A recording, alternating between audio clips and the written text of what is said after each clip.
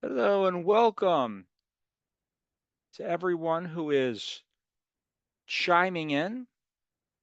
We will get started here in a minute. We are being recorded, just so Hello. you know. Hello, welcome everyone. Um, m- I'm Coach Jeremy for this Facebook Live, which is being recorded. Everyone know we'll end of when the final 10 minutes will be non-recorded. So if anyone has something that they wanted to hold off that they wanted to ask, you'll have that opportunity for a few minutes at the end. We're going to go for an hour. So this is for the. My name is Coach Jeremy, by the way, with World Changers. This is our Facebook Live event, and so I'm just going to kind of go through questions and basically, if anyone has anything that they had a question about regarding the NCE, the CPCE, anything that's testing related, um, feel free to open, questions, whether that you want to chat in the chat box or unmute your audio. I'll just ask that you only unmute it when you're talking and keep it muted when you're not, because otherwise we'll get a lot of static because I don't know how many people are going to be here. So I'm going to keep an eye on the chat box. I'm going to keep an eye on the Facebook, which we're actually going to be live on Facebook as well once but we are here. So again, Coach Jeremy here for World Changers. Um, so yeah, again, feel free to fire away with questions.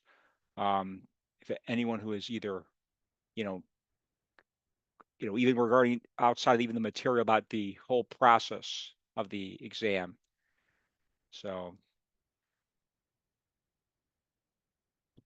all right. So we got people here chiming in from all over, and definitely, like I said, here to answer any questions. If you want to chat me in the chat box or talk through the mic,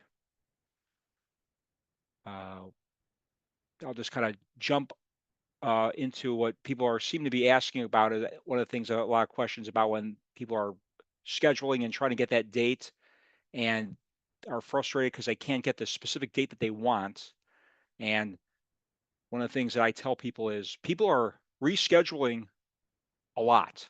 So even if you don't have the date that you need available on a certain day, it could very well become available because, as we all know, people are constantly changing. Um, all right, we got a question on the chat box. Good evening. I have a question. If a child watches porn with a relative, not the parents, would we Oh, I'm sorry. I'm sorry. Is this a question for the group or for okay. Yeah, let's hold off on oh, is this okay. If a It child was a watches question related to the test. Good evening. Okay, okay, good. I just wasn't sure if that was like a question that was like an actual real life question. Okay. No, Okay. related to the test. Okay, perfect. All right, thank you. Well, glad to hear it. All right, so if a question child watches porn with a relative, not parents, would we tell the parents call CPS or both? Obviously, let's kind of take a step back here. We're obviously when you say child, we're talking about a minor. So in that case, that would be a situation where um, yeah, I think it would be both. I mean, this would be almost like the duty to warn, where with the Tarasoff Act, where even if it's a non-minor, if there's obviously an intent to harm, we got to get the parents involved if it's under 18. If it's over 18, then the parents are not even in the picture because they're not a part of the situation as much anymore. You would just warn the intended victim or call the police, but in this case, yeah, the parents would be involved, um, and yeah, CPS would be involved as well. So absolutely, yeah, of course. And if by not doing it, that would be the violation, an ethics violation by you not doing something. So not only is it something that you got to do, it's something that has ramifications if you don't do it. So absolutely, absolutely, very good question. Yep. All right. Yes. Yeah, so like I said, for those of you who are just chiming in, I'm keeping an eye on the waiting room because we got more people now. We got up to 13. Again, we are here to talk about the NCE, the CPCE, but also if anyone has any questions about this whole World Changers academic counseling and World Changers process, the idea, how this whole concept works, please feel free to ask questions. We here offer group sessions individual sessions. I know that this whole, I've taken this exam before, both the CPC and the NCE, so I know that the process is kind of stressful, and there's a lot of, there's a lot of material. There's no shortage of material, and I'm sharing on the screen share right now, um, all the different resources because there are several. Obviously, we got the World Changers, and the people up top. We got Hellwig, Rosenthal, Pocket Prep, and of course the nceexam.com. And then, uh, I mean, and people always ask, what what do I attack? What's the plan of attack? And the good thing is that information has not changed. These people are all dead, so they're not going to add to the theory that exists through history. So basically, um, there's no type of material that's going to tell you anything more or less than everything else. So I think having, how it works, if you process the information better by reading videos, and then of course, if there's an area that you're unsure of or that's you're stuck at, then you've got more options to kind of dissect. But uh, people are posting on social media, of course, their scores, and pretty much the distribution of the scores has not changed. Maybe give or take a few points, but you see that the helping relations, that's a big one. Groups, big one. Careers, not going anywhere. Ethics, not going anywhere. And then of course you got a few in the research and assessments, testing. So definitely there's so if anyone has any questions about what they think as far as the process, the exam, a certain area in the exam, a certain theorist, because I think that when it comes to this exam, what I like to do is almost focus on picking our battles accordingly.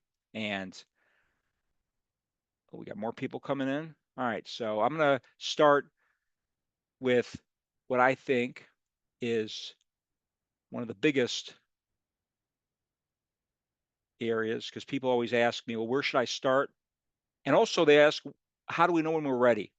And I think that question kind of goes to where I always tell people that I work with is it's like Freud. Talk to me about Freud. Let's forget the questions that are in Hellwig or the questions that are in any other material. Talk to me about this. If you can talk to me and explain to me, like you were telling, like, telling the story like to a child at bedtime story about this person and what's important about them, and you could do that, you know, then you should feel pretty comfortable. So, um, all right. So, any questions before I start diving into anything? Because I'm just going to start, talking, but I want people to, because obviously we got 16 of us right now. So, I know that sometimes it could be kind of daunting um, to turn on your webcam and start chatting, but feel free to, you could chat me directly and a question, and I won't mention your name if you send it a direct chat. I'm not going to respond with your name. So we'll call it. Um, can we talk about human development? Uh, absolutely. Yes. So we're talking about, yeah. Well, hang on, let's just kind of take a step back here. Because I want to, when you say human development, we got, so we're talking about human growth. Is that kind of what we're talking about? I just want to make sure that, Yes. okay, gotcha. All right. So, all right. Yeah. Now the funny thing about this is that human growth and help, it's kind of tied into a few different things. That's why it always comes back to helping relationships. But as far as, um, as far as human growth is concerned, let me kind of just go to a few areas that I think are worth noting. Um, all right. So all right, let me ask you, so before we go into I mean, because obviously I could, should I just kind of go to jump to anything, or is there anything specific in this domain? Is there like a theory, um, or or just, I mean, obviously this is the first thing I brought up, Kohlberg. Is this worth talking about, or I don't want to talk about something that, Yes, I most definitely was going to talk about that in like because I know in Hellwick it goes into kind of like the DSM as well. okay, all right, well, it's okay, yeah, and it does, as far as, well, I guess we'll kind of go with based on what you just started with, and that's diagnosis. And again, not a huge area in this exam, but there are a few huge areas within it, and that's when it comes to depression and bipolars, the bipolar 1, bipolar 2, and cyclo. You know, I don't know for people who have this, I love this. This is the kind of good starting point where I'll try and make this big so people can see it. But basically, these three levels of depression, as you see right here, and BP1 and BP2, at least 2 weeks of low level of depression, possibly suicidal thoughts, can't get out of bed, just that feeling of helplessness. We're talking this is depression. And the difference, BP1, they go way up. Hypermania, it's called. So for at least a week to 7 days. So we're talking about a huge contrast from, basically, really feeling as low as possible to feeling as high as possible. And so this is somebody that you probably would not want your kids to, don't look at this person, call the police. Um, and so, that's, they say the bigger they are, the harder they fall. Well, that's a big contrast. BP2, bipolar 2, they still are at that same level of depression, but they go up to hypomania. So not as up and not as long, at least 4 days. Um, so so that's kind of the, and of course, not as much of a contrast. I'm not should say that you would call the police on these people. They're just kind of annoying, They're had a lot of sugar for breakfast, I mean, and then the cyclothymia used to be persistent depressive. They're zigzags. So again, we all have those days, I'm sure, where we're kind of up and down, but we're not as high, not as low, and not as long. So obviously, on the exam, there's really only a few different ways they can ask this. They could obviously point blank ask you in the definitional sense, somebody who exhibits this for this amount of time is what? Or probably more likely how this works is they give you an example of how someone's behaving and then ask you to identify it. And of course, if it's a bipolar, they have to give you the mania because they both have that same low level of depression. So I think that is that one, and the anxieties are kind of the two clusters that, and again, this is subjective, but I think when you're talking about, what's the most common areas are the, possibly a likely area of this exam, and that's the panics and the anxieties. Obviously, the first one is a general anxiety disorder. People are just nervous about everything. Are the kids going to get to school on time? Am I going to overcook my chicken? Will the wife like the Valentine's Day present? I mean, anything that you could think of, the person's nervous about. Panic attack, sudden onset of intense fear or discomfort, a few minutes to an hour, and then it stops.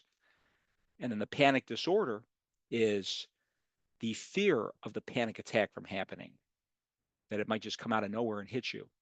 So you would have had to have had the panic attack first in order to have the disorder. So again, depression, anxieties, kind of the two clusters. Um, so that's kind of one thing. Uh, okay, so Yalom curative factors.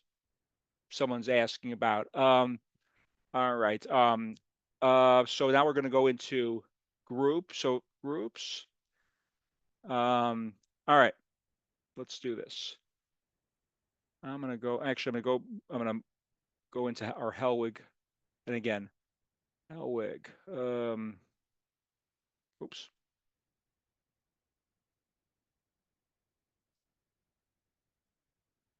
All right.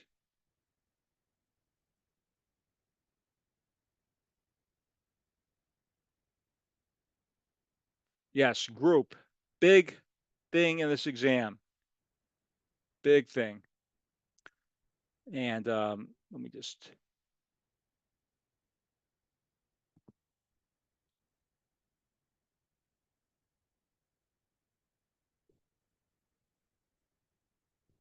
So I think is it the hang on. Now is this yeah, okay, here we go. So basically, curative factors. Now Some of them are in the name itself, and that's what I tell people. Sometimes things people look at a practice exam with a question and they're like, it can't be that easy and obvious. Well, sometimes it can be. Um, so I'm going to go first through the ones that are not maybe as obvious. And the first one is altruism, um, the concern that one group member has for another. So, again, and this is kind of where the other thing about how groups are is you could not only do you need to know what they are, but you kind of want to know when they would take place. So somebody who has concern for another group member, if it's in, would not, probably not be until after the storming, because let's say somebody is not at group for 2 weeks, and the thinking and conversation may be, well, I hope that he never comes back. Where now in the norming stage, if the person was out for 2 weeks, it'd be, well, he's been here in 3 weeks. I'm worried about him. I hope he's okay. So again, altruism, the concern that one group member has towards another. Uh, Universality, the belief that, wow, we all share some of the same things in common. So again, that is big one. Universality. Interpersonal learning, learning from one another. Imparting information. Again, we're learning, we're educating ourselves from, what's from others. Developing socialization techniques. Why we're in group as well. Um, Imitative behavior, like modeling. Group cohesiveness, big one there. Buying into the group process, kind of like the broad picture of what's good about group. Catharsis, releasing of emotions, which again happens at the second half of group, because the first half people are more resistant. Where I'm not talking. Or now, what's the opposite of that? It's all coming out. Again, family, because family is part of the group. So again, changing the family patterns. And then, of course, I always, like I was saying earlier, it all comes back to helping relations, installation of hope, existential factors. So, in other words, there's light at the end of the tunnel, and even, what we're doing is we're applying in group to what we can apply out there in the real world. So, again, to that same point, once again, understanding what these are and where these are, because they can, and that's why I think groups is such a big thing, because there's so many ways that they can ask. And there's not as much in groups, which is why understanding more of it is kind of important. So, um, all right. So, so I'll keep going. Unless somebody wants to basically ask any other questions, but I'm just gonna look at, or while we're on this, because I was going to come to this. These are the stages of groups: forming, storming, norming, performing, adjourning. Now, I always say, people are like, well, how do I memorize them? And I say, first of all, let's just pretend that you're in a group. You're a client in a group. Well, how do you go through that? You drive there, you park your car, you go inside, you sign the informed consent, you pay the fee, you meet the group leaders and the group members. Forming. Step one. Now, room 212 to the right. Now, and keep in mind, there's a reason these people are in group to begin with. And so to think that it's going to be sunshine and rainbows, probably not likely. So what's going to happen? Storming. And again, they're more likely to try and kill each other than they are to, play nicely. But then, as we make that shift, the norming stage develops. And this picture right here, where you see two people that are working together, I think of this as that classic tale where you have two enemies at the bottom of a hill, and they say to themselves, all right, despite how much we hate each other, let's just work together, get up to the top of the mountain, and then once we get up there, we'll kill each other. And what happens during that journey up top? They actually become friends. So hence the norming. And then, of course, after that, performing, because we know how to work together, so we're getting goals accomplished, achieving things. And then after that, bring on the next group. Our work here is done. So again, basically, just like you would typically expect anyone who is going to group how that would work. And that's Tuckman. Now, the nice thing about this is while they have there's other people who have different names for the group stages, they mean the same thing. So in other words, what Tuckman calls the storming, Corey calls the transition stage.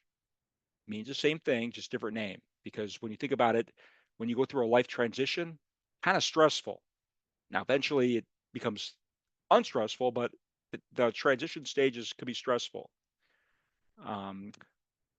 Corey calls the working stage what Tuckman calls norming. And when things are working, usually people are happy. And then, of course, there is a final stage in Corey called the evaluation and follow-up, where it's almost like a survey. Was the content good? Was the group leader respectful? Did everything make sense? And then, of course, there's a pre-group, an initial group, where what are we going to do with these kids? Basically, before it gets there, almost like a negative stage and a post stage. But again, when you just think about it, what would typically be going on? Even if you were going to in this material blind, what would typically be happening for somebody who would be in group to begin with? So wanted to just to kind of hit that. And of course, with groups, again, this is kind of where I keep going back to how many, there's so many ways that they can have the test takers or the tests can ask questions. And where they could ask you what are the advantages and disadvantages to group? And of course, the advantages are cost from both standpoint, because you have more, it doesn't cost as much to attend. And for the group leader, you've got everyone that's there, so you're going to make more money, so kind of is the best of both worlds from a economic standpoint. And then the disadvantage obviously is confidentiality, where of course, yeah, they're going to sign informed consent, but they could go home and tell their spouses, their siblings, their parents, would you believe what this guy did? We don't want them to do that, but we can't control that. We're not going to follow them home at night. And then, of course, while it's frowned upon for them to associate with each other outside a group, it's something that we also can't control. And the reason it's frowned upon is because what are they probably going to talk about if they go out to the bowling alley together? They're going to talk about what happened in group, and then there might be a little bit of a divide. But again, something that's not, I guess group altering, but it's something that does take place. And yes, this will be it'll be recorded. So yeah, you'll have access to this recording. We'll get that to you. Yeah, absolutely. All right. So that is and one thing I'm going to get to before and again, feel free to ask questions just while we're on this group page. Open versus closed groups. We want to know that. And basically, closed group, we start on October 1st, we end on December 31st, whatever those 2 days. Start date, end date with these 8 people, or however many that is. We can control who does not enter the group after we start.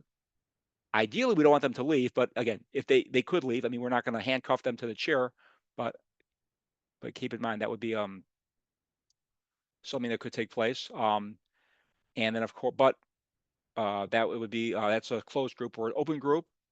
We start, and once we start, we don't have any specific end date. There, which whenever we decide to shut it down, and people are coming and going in every group, in every session. So there you go. Oh, Kohlberg. Yes, I know. I actually did talk about Kohlberg, or I mentioned him, but I did not finish. So thank you for reminding me. All right. So I like Kohlberg. Kohlberg. Moral development. So again, moral. We think about what are good morals, and basically we have 3 levels of this, and that's the pre-conventional, the conventional, and the post-conventional. The pre-conventional, 4 to 10 years old, your moral call is what's in it for me? Am I going to get in trouble, or am I going to get rewarded for it? That's what, it's in it. What's in it for me? Conventional. It's what the rules and the law say. That's what I'm going based on my moral call. What does the law say? What do the rules say? And that is my decision. Now, post-conventional from 13 plus, it is the idea where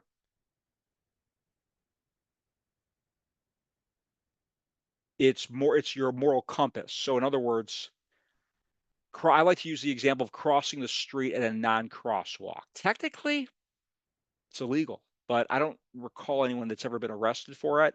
I think that when you've got a adult with a bunch of kids around and you look both ways, no cars coming, we can cross here. Again, I know what the law says, I know what the rule says, but I also know that it's okay in this situation. So again, the moral reasoning. That's why Kohlberger's moral development. So again, three things. What's in it for me in pre-conventional? Am I going to get rewarded? Am I going to get grounded? Am I going to get arrested? Or am I going to get a allowance raise or extra credit from the teacher?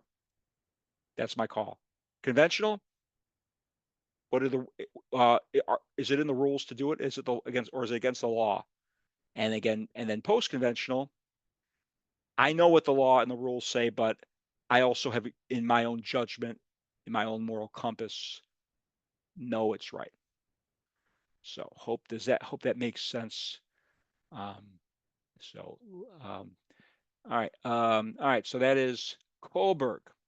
Okay, we got another person who got let into the waiting room. All right, sounds good. So again, feel free to fire away. Either if you could either shout out a question, you could chat me a chat box, or if you want to remain anonymous, you could send me a direct message, and I will not call your name out. All right. Okay. All right. If a client has got a direct message. If a client has a terminal illness and asks us to help with finding assisted suicide. Okay, perfect. Good. I'm glad because okay, this is a good segue into, and I'm going to rehash that question because this is a good. We're talking ethics now. All right. So the question is, if a client has a terminal illness, ask us help to find assisted suicide. What should we do as a clinician? Okay. Well, it's a good thing, and this is the other thing about this exam. You got to read the questions because at first I thought the question was actually an opinion question, but because keep in mind, if they're asking you a question like, will this be health? Will this cause health complications? Will this do that? You can either confirm nor deny. You're not giving advice one way or the other if it is outside of your scope. That is first and foremost about ethics, and these are a few ethics terms. Now, so and I guess although I guess the question is help finding assisted suicide. Yeah. So again, if you're yeah, right. So I guess that kind of makes it a little bit easier because I guess the other way to look at it is you could when you say find, maybe I can refer you to somebody who may be more in that scope of that area. Obviously, I'm not sure how finding assisted suicide. So, I can yeah. So I guess. elaborate. Well, I'm sorry. Was I that? can Oh yeah, elaborate please go if ahead. it Yeah. I'm so, helps. yeah. Okay. I don't want to call you out because it was a direct Oh, message. that's Please. all right. Like Okay. if we have a client come to us, they have a terminal illness, the client says, I'm dying anyway. I'm in so much pain, I can't take it. I really need you to help me with finding a location or someone who can assist me with assisted suicide.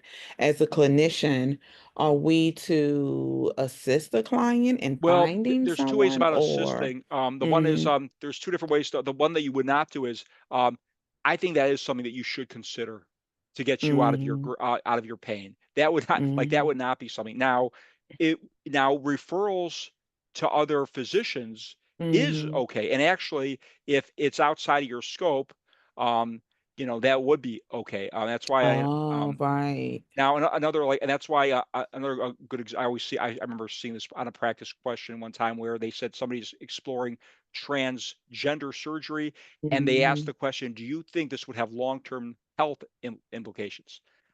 I'm not, nope. I mean, obviously don't put your hands up like that, but you're not going to give information or anything that would be outside of your scope.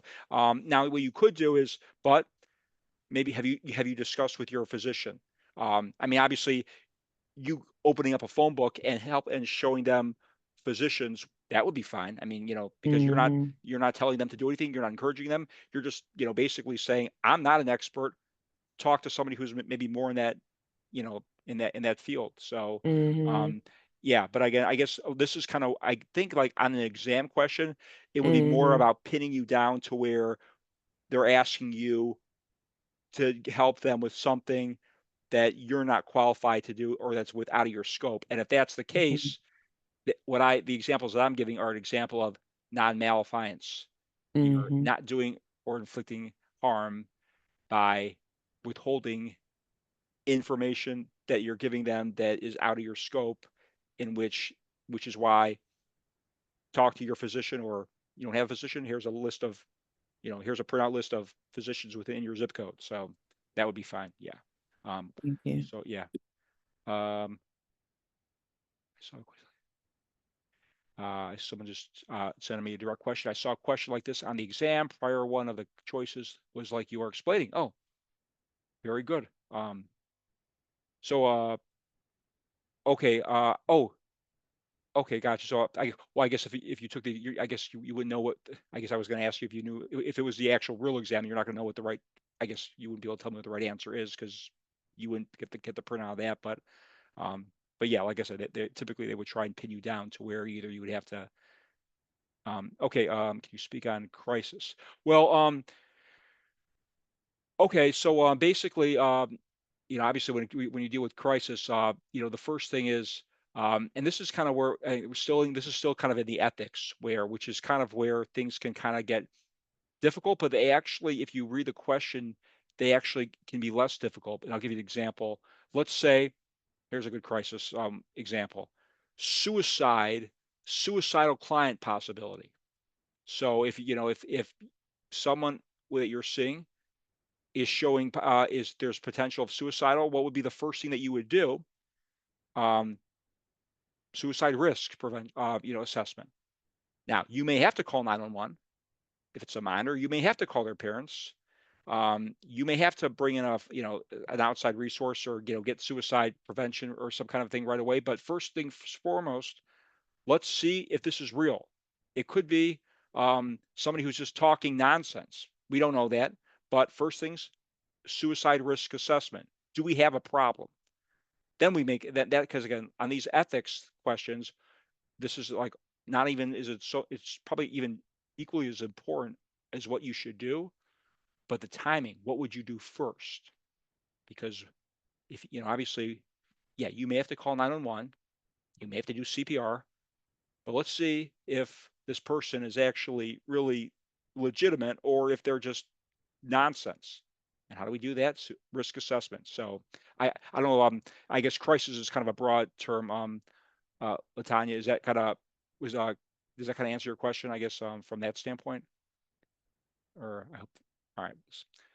All right. So yeah, very good question. Again, ethics. That's always a big one. Um, and while we're here, very good. Okay. So with ethics again, um, I guess well maybe on the chat box. What's the I'll just kind of anyone wants to either say it or put in the chat box the years post termination when it according to the code of ethics to have a sexual relationship with a client. Does anyone know that answer? That's always kind of like one of the popular questions. Um, yes, correct. 5 years. Yeah. And again, keep in mind with ethics, you're going based on what's in the code of ethics, not what's in your gut instinct, not what's within your agency that you work for, because that could be different. So again, you got to throw out in your mind what your gut tells you, um, and of course, pay attention to that. And another good question that always seems to come up and that kind of makes it difficult is that you have a client that invites you to their wedding. What is the first thing that you do? And again, we go back to well, I'm not gonna go to my client's wedding because what if I see somebody I know, then I'm like, well, we don't care what you think. We gotta basically like, why do you first explore why are you inviting me to the wedding? And that's number one. And then if the response is because this is the first relationship that or well, let's say the response is because they want to have drinks of alcohol with you and friends, well then I'll politely decline. But if the response is because this is the first meaningful relationship that you had a significant part of coming to or being a part of, and I think it would be appropriate, then you would gladly accept, attend, sit in the back for a short period of time, and then leave. All right. What was the answer to the assisted suicide? Uh, okay. Okay. Yeah. I guess go to the wedding or not the reception. I guess all depending on kind of how the wedding. I mean, if it's a big weddings are kind of they're not the full traditional weddings now, so I guess all depending on that. I don't think it'll be that tricky, but all right. So we got to scroll back up. All right. What was the answer to the assisted suicide? Um, okay. Yeah. Well, the answer to the assisted suicide was if in that case the person was terminally ill, and because you would ask that you would discuss about referral to either their physician, or you could provide a list of physicians if they don't have one, but you're not in a position to encourage or discourage or influence that. So you could ask, maybe, go through the pros and cons of what they're thinking, but you're not going to push anything onto them.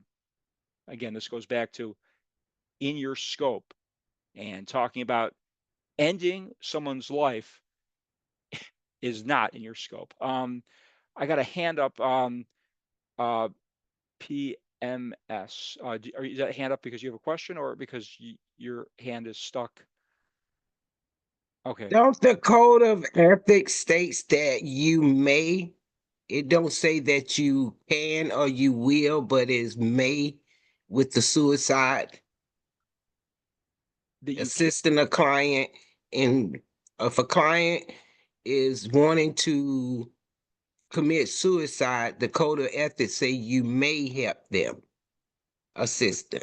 it Because depends. Well, with the guy that used to that went to jail 20 years ago for suicide now is legal in some states. okay. Okay. Well, and it might be. Well, and you know what? I think in some states euthanasia could be practiced. But the issue is not so much um, whether it's legal, it's what your response is or your action is towards somebody who's asking you the question about whether they should do it. That's really the key with this. Can we pull the code of ethics up, please? Yeah, you got it. Let's do this. Let's go this. Let's see. I'm actually looking for suicide. So,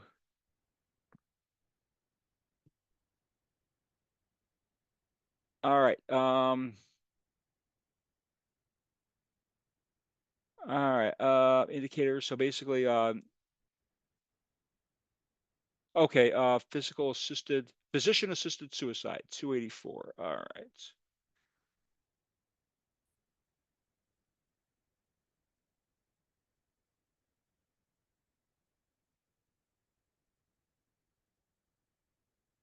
All right.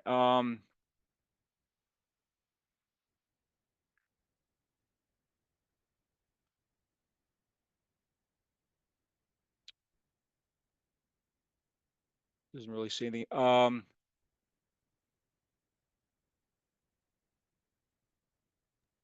noticed in the ACA code of ethics. Yeah, I don't have that actually in front of me, to be honest with you. Right? Yeah, I do not have that.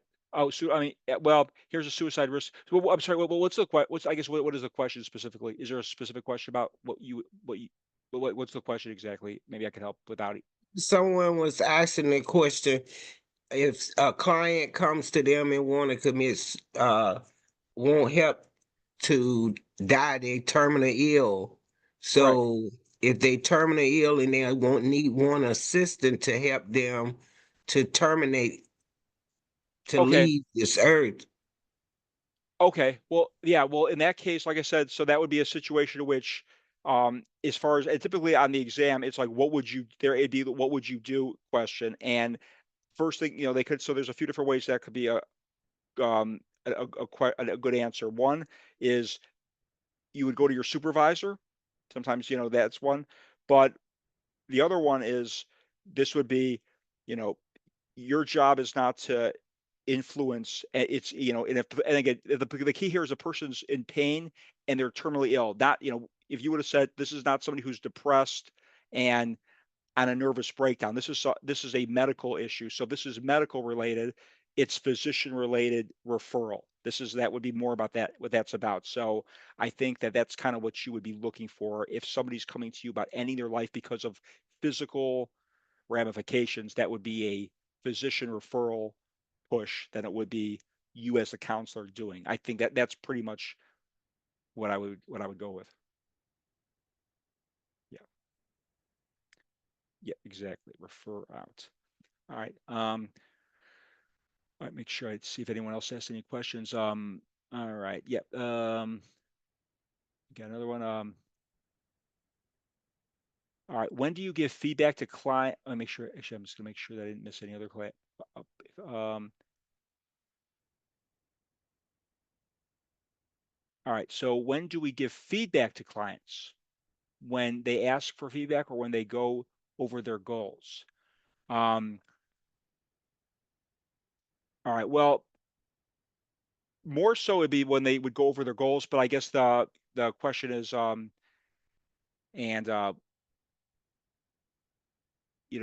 obviously, again, going back to, you want them to kind of talk their way. So in other words, it would be, let's list the pros and cons of what you're talking about. The question is, when do you give feedback?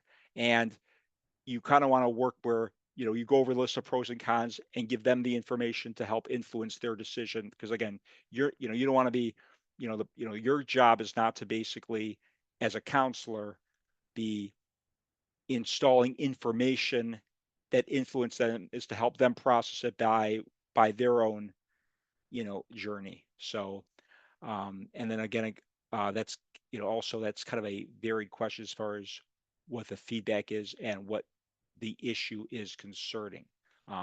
Because like I said, if this were somebody who was suicidal versus somebody who was thinking about changing careers, the answer could be a little bit different from that. Or if it were different, a theorist question. But again, this is kind of going back to the helping relations, because obviously, if it were Rogers with person centered, it would be about you and I as the client. As a client counselor, we're going to figure this out.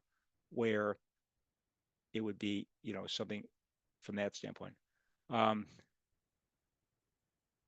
Brief crisis assessment. Well, we did go. I did mention about the crisis, about the someone talk about, and again, I'm not sure, when people are kind of coming in here, if they're coming in here after we talked about that. So when it comes to, like, crisis meaning suicide, crisis meaning, first things first, the brief, the crisis assessment, where I think it's more about the, let me actually list before I start rambling. Let's pull up the Hellwig book.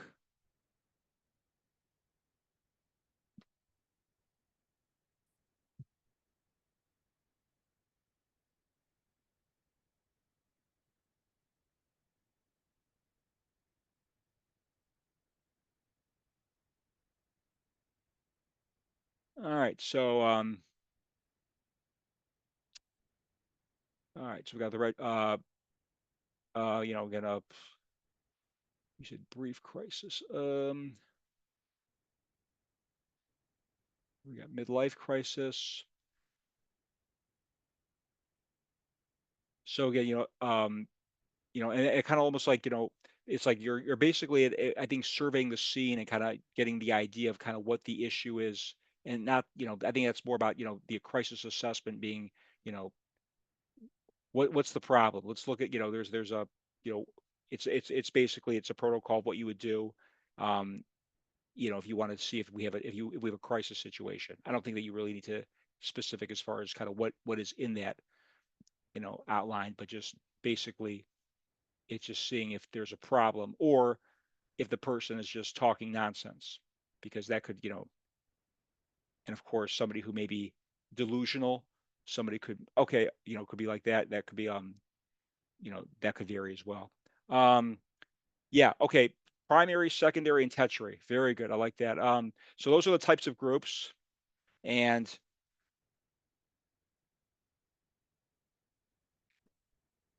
primary group, emphasis on preventing a problem. Key here is prevent. So it hasn't happened yet. So example of this, let's say a drug and alcohol seminar conducted with second graders. Why you should not drink and drive. Why you should never smoke. Why you should never do this. Key, they haven't done it yet. They're second graders. So we're going to basically install it, beat it into their heads, and scare them off from doing it because they haven't done it yet. Prevention.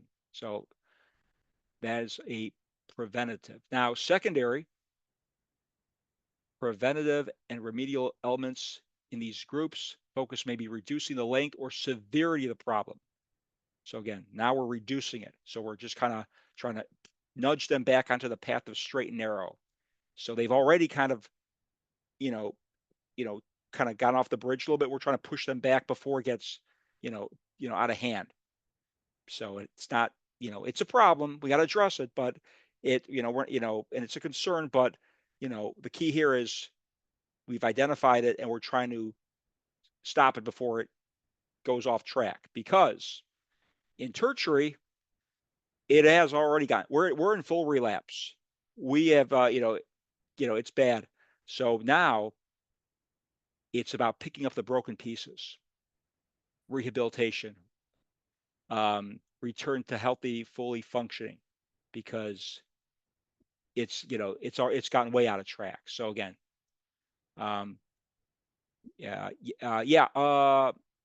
trying to containment. Well, yeah, well, you're trying to, well, yeah, you're trying to, I mean, yeah, I guess you're trying to contain it. Yeah. So it doesn't go out of hand. Yeah. So, because it's kind of reared off its track. So we're trying to push it back on track before it gets, but because right now it's still in containment, because when you get to tertiary, it's out of whack, and it's basically, we're picking up the broken pieces.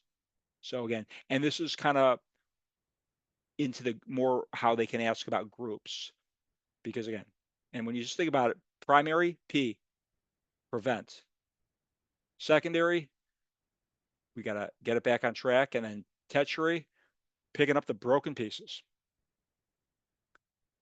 So that is, and then while we're on that, Jacob Marino and Psychodrama group. Again, there's types of groups. This is basically like a reenactment. You know, let's say you got maybe it could be a family where, okay, this is the problem, everyone. When I come home, um, the wife does this, and then the daughter does this, and the son does that. It's a complete disaster. All right, you play his wife, you play his son, you play his daughter. I'm the director as a group leader, set, cut, just like you would do a cast, basically. And, you've got almost like how you, like, with credits at the end of a movie. That's kind of what that is. Yep. Okay. Yeah. All right. Perfect. Good timing on that. Someone wants to add about family. All right. So, all right. And as far as family, while we're in the family and part of this, first things foremost with family, just like groups, but more so with family, is that we have to treat the whole family like it's one client, even if there's one noisemaker. We talk to them, we treat them like they're all one. And the other thing is, and then can I always keep going back to helping relations, because there's such a connector with all of them.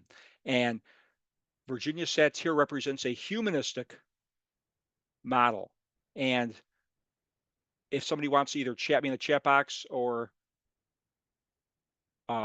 mention who's the humanistic person in helping relations, does anyone know who that is? Person centered?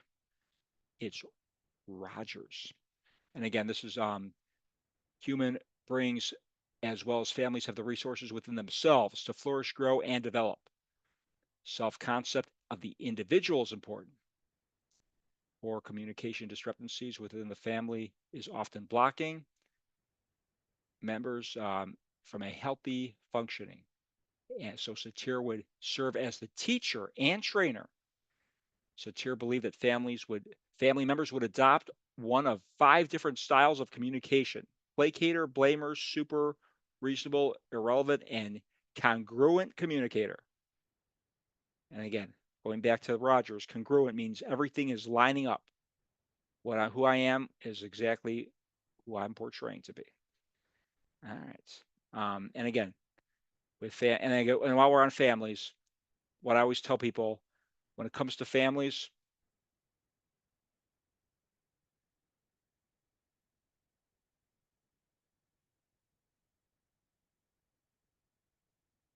we have structural and strategic. And those are 2 types of family therapies. And basically, what this means is when you're in strategic, the counselor is viewed as, like Satir, as the teacher, the expert.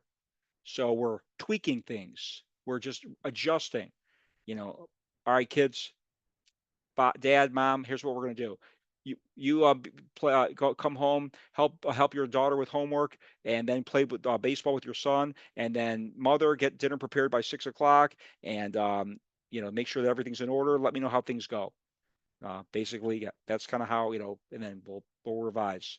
Where structural, we've got bigger problems. So me as a counselor, I'm gonna join this family. I'm gonna dive in and get my hands dirty.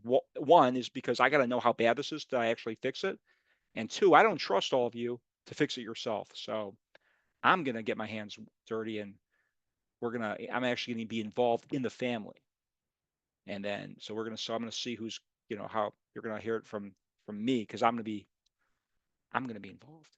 All right. Any questions? We got a few minutes left here. So any questions? Is some any whether some any hardball questions that we want to kind of, and I'll stay for a few minutes afterwards. In fact, actually, yeah, I'll stop recording and stay for a couple of minutes. But any questions that anyone has? Um, all right. Well, I'm going to put before I forget, I'm going to put in the chat box for those of you who what was that for? We offer, if anyone wants any individual sessions, I got some coupons that I'm going to put in the chat box as well. So make sure I can share it to everybody. Here's some stuff right there. All right. I'm going to turn off the recording.